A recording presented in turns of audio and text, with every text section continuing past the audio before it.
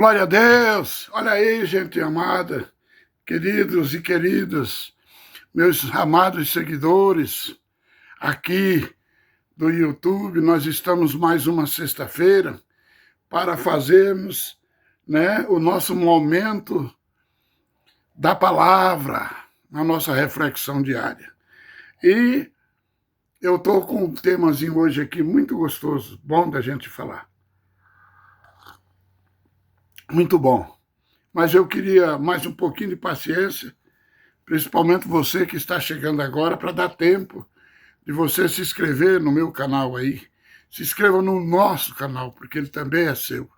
Você se inscrevendo, você está junto comigo nessa obra, fazendo a obra de Deus, porque talvez você não sabe nem o que é que eu vou falar, porque você está chegando agora, não sabe o nosso trabalho. O nosso trabalho é divulgar aquilo que Jesus é, e que Jesus fez e o que Jesus fará na minha vida e na tua vida.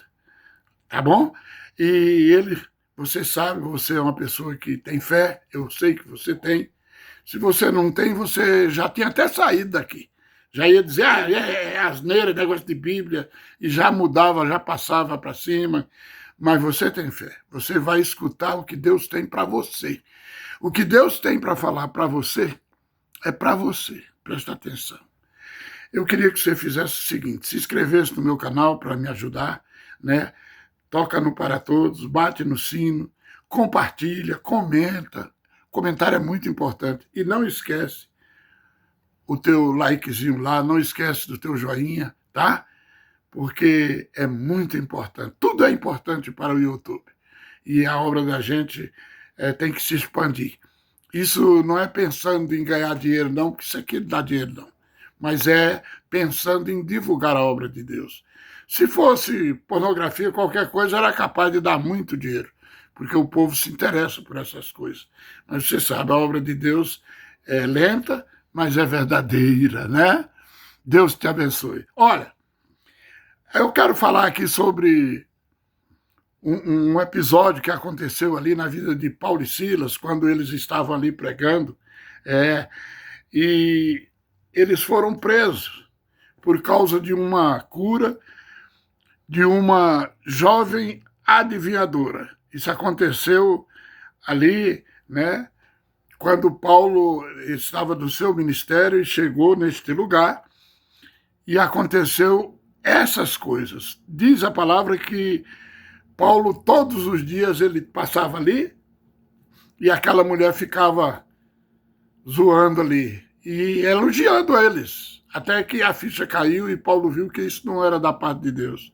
Ela falava, esses homens são os homens de Deus, esses homens são isso e aquilo. Aí Paulo repreendeu no nome de Jesus, tirou aquele espírito de adivinhação, mandou ele embora.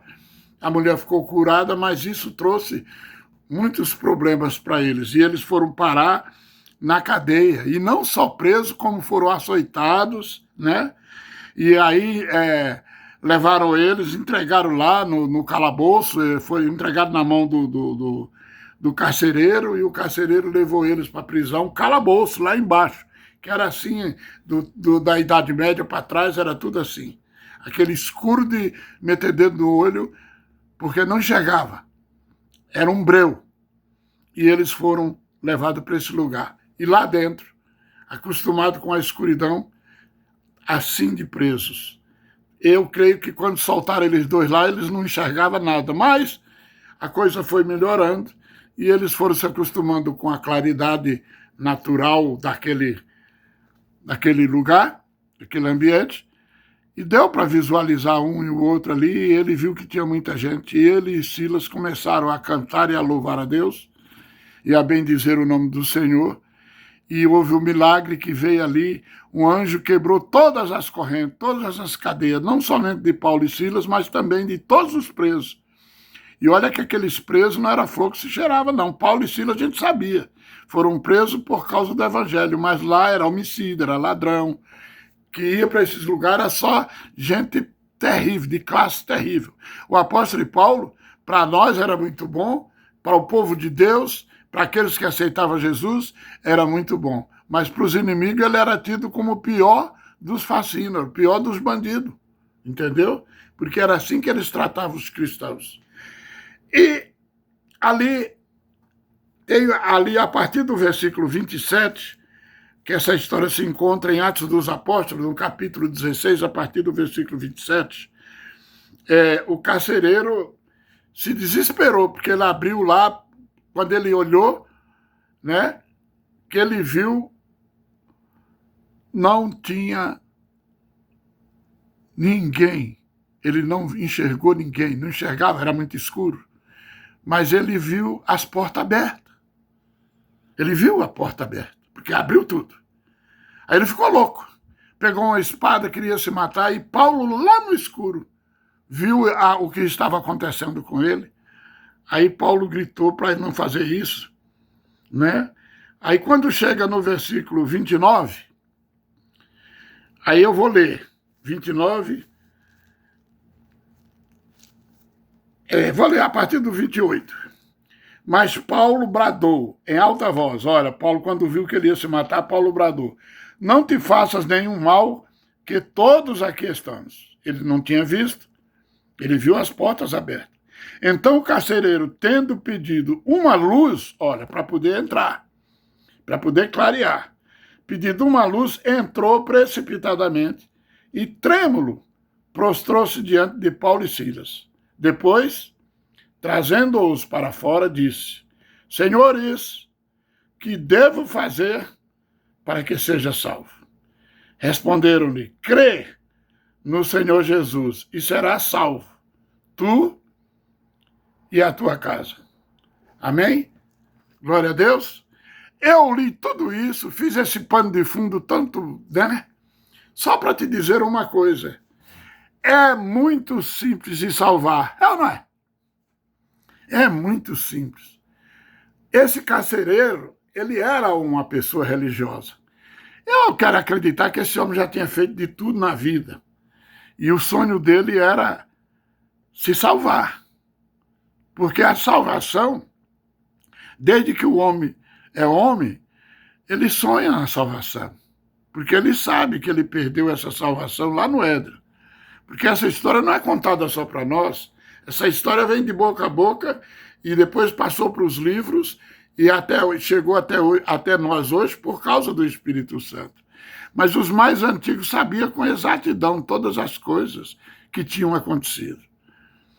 E esse carcereiro, não diz a nacionalidade dele, por ser um empregado de Roma, dá para entender que ele fosse romano.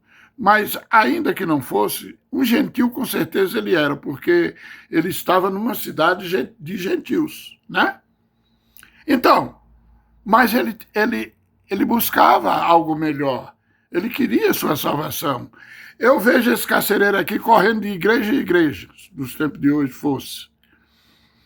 E não tinha jeito, ele chegava numa, se decepcionava, ia para outra, se decepcionava, e ele sabia que ele estava longe da sua salvação. Sabe por quê? Porque as denominações, as igrejas, as seitas, seja lá o que for, trazia carga, não libertação, mas para você ganhar alguma coisa, infelizmente tem isso até nas igrejas hoje que se diz cristã, igrejas de crentes, que para você ganhar alguma coisa de Deus, segundo eles, é necessário um sacrifício, é necessário você pagar um preço, e principalmente esse preço, se for em moeda corrente, é melhor. Se não for em real, que seja em dólar, ou que seja em euros.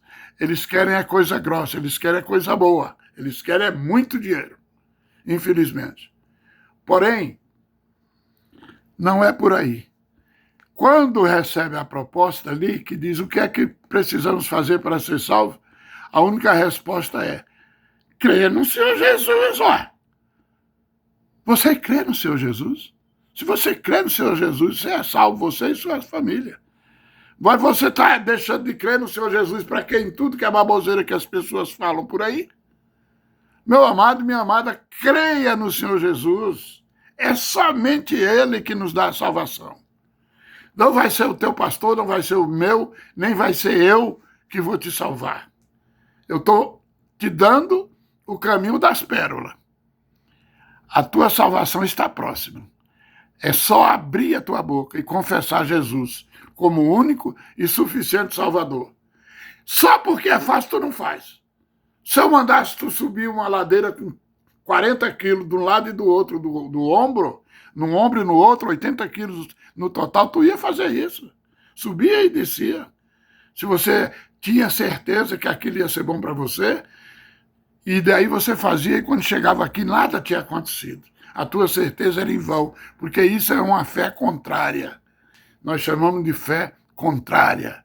Você está crendo naquilo que não tem cabimento. A fé é a firme convicção daquilo que você não vê, mas você espera, você sente, você sabe que existe. E só tem desse jeito Deus, na pessoa do Espírito Santo. Acredita no Espírito Santo. Acredita em Deus com todo o teu coração. Confessa o teu pecado, porque sem você confessar o pecado, não é dizendo que eu creio que você vai ser salvo. Se você disse eu creio, amém. Agora diga, eu me arrependo, eu sei, reconheço que eu sou um pecador. Se arrependa do teu pecado e Deus vai perdoar todo o teu pecado e todas as tuas transgressões. Amém? Até a próxima.